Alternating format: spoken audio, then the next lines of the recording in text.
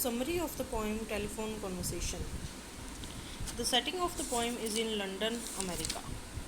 जो पोएम में बात की जा रही है वो लंदन अमेरिका में जो ब्लैक्स के साथ डिस्क्रिमिनेशन, उनके साथ जो भेदभाव होता है उसके बारे में सारी बात की जा रही है.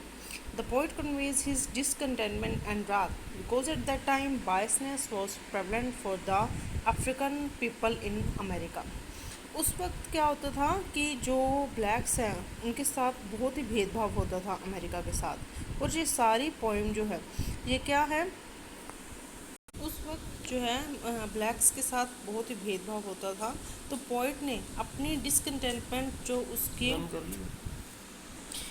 डिसकंटेंटमेंट मतलब कि जो उसकी असंतुष्टि थी और रात गुस्सा था, उस टाइम पे जो बायसनेस भेदभाव चल रहा था प्रेवलेंट की बहुत ज़ोरदार ढंग से वहाँ पे चल रहा था भेदभाव अफ्रीकन्स को लेकर, उसका जो गुस्सा है वो सारा पोएम में बताया गया है.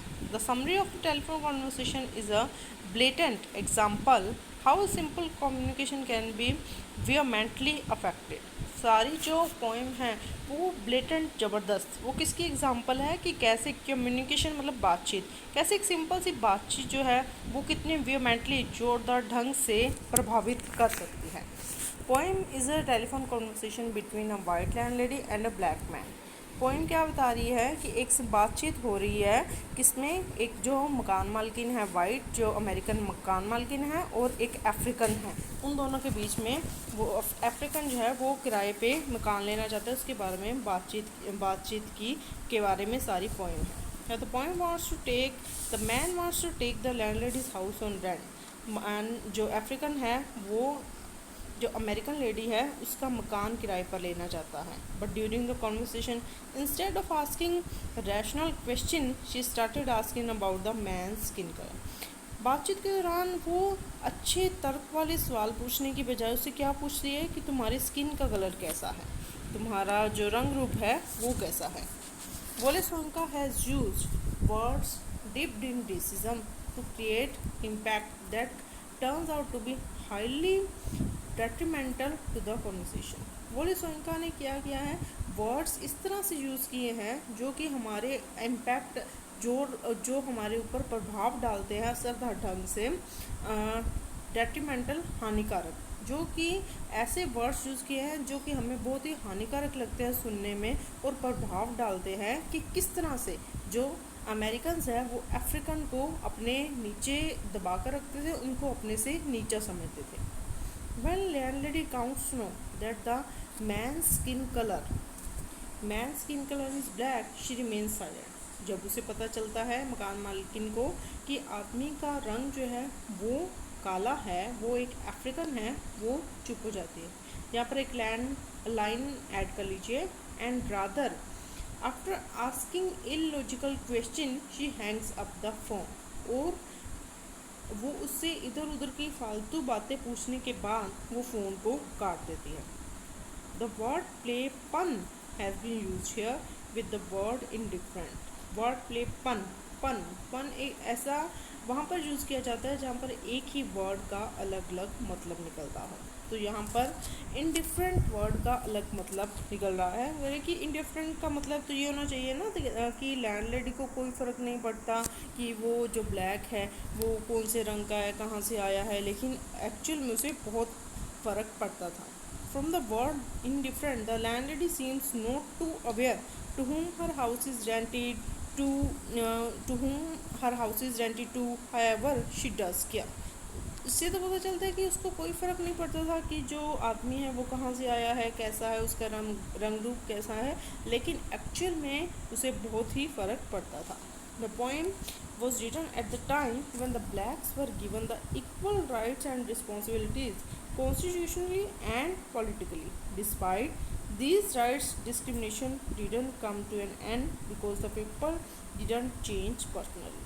ये उस टाइम की बात है जबकि ब्लैक्स को चाहे तो वो राजनीतिक तौर पे हो या फिर संवैधानिक तौर पे हो, उनको इक्वल राइट्स अधिकार मिल गए थे, लेकिन इसके बावजूद जो लोग हैं वो ये भेदभाव करना बंद नहीं कर रहे थे. वो अपने पर्सनली तौर पे उनसे भेदभाव वैसे का वैसा ही कर रहे थे. The main sarcasm has been used in the poem where woman is not understanding. Sarcasm व्यंग्यपूर्ण टिप्पणी। तो जो मेन व्यंग है वो कहाँ पर यूज़ किया गया है, जहाँ पर जो औरत है उसको समझ नहीं आ रहा है, उसके वर्ड्स जो ब्लैक मैन वर्ड्स यूज़ कर रहे हैं उससे समझ नहीं आ रहा है। The where women is don't understanding the word sepia and brunette. उसे तो ये सिंपल से वर्ड्स भी समझ नहीं आ रहे हैं। The persona simply wants to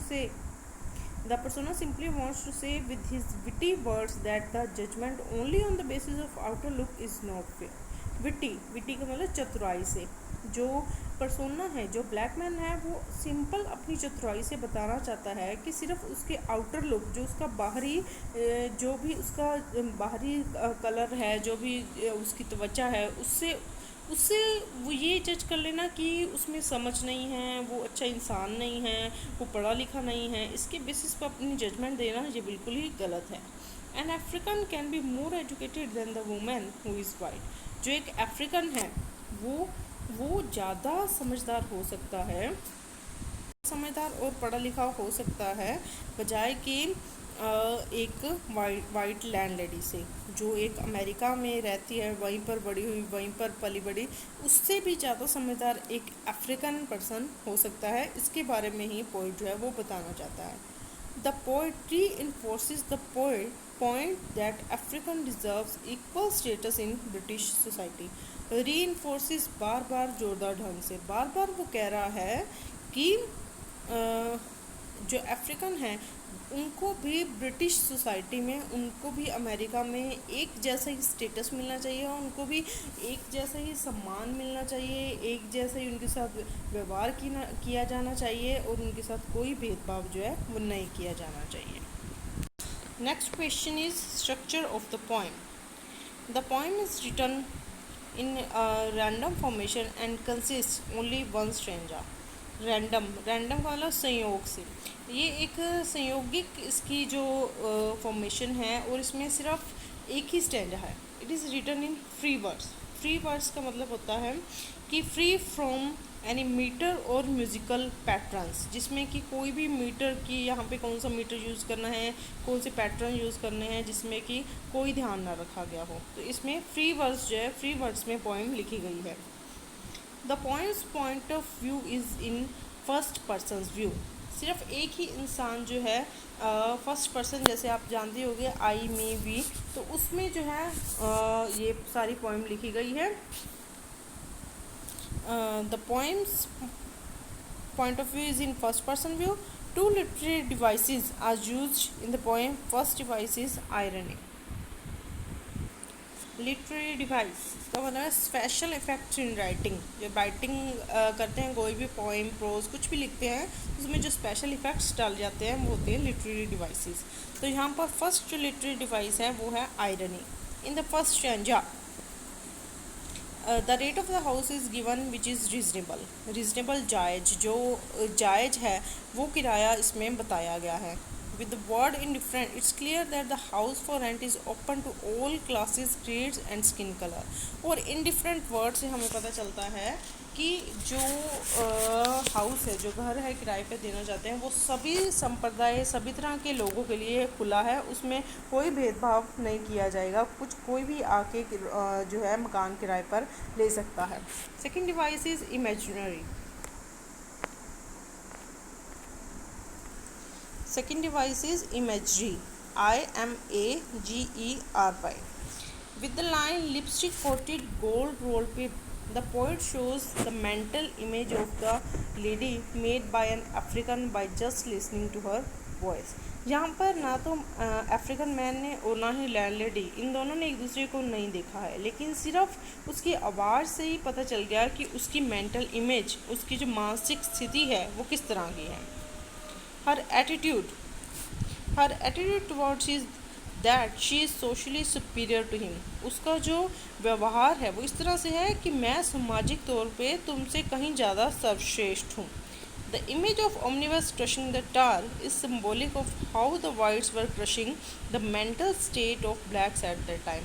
और जो इमेज है omnibus crushing the tar, ये किसको सिंबलाइज कर रहा है, क्या बता रहा है कि उस टाइम पे जो वाइट्स है, जो अमेरिकन है, वो किस तरह से अफ्रीकन को अपने नीचे दबा रहे थे, उनकी मानसिक स्थिति को परेशान कर रहे थे। ये उसको सिंबलाइज कर रहा है। The reputation of red colour is showing the wrath of black African towards white American. जो बार बार रेड कलर की रेपिटेशन जो रेड कलर की रेपिटेशन हो रही है, वो क्या शो कर रहे हैं कि जो ब्लैक अफ्रीकन है, रात उनका गुस्सा, जो वाइट अमेरिकन्स के लिए जो उनका गुस्सा है, वो शो किया जा रहा है रेड कलर से। The whole poem is showing the absurdity of racism. जो मूर्खता है रेसिज्म की, भेदभाव की, ये सारी पोएम उसके बारे में बता रही है। अगर आपको ये हमारी वीडियोस अच्छी लगी तो हमारे चैनल इंग्लिश प्रोग्रेस को लाइक, शेयर और सब्सक्राइब ज़रूर करें। Thank you.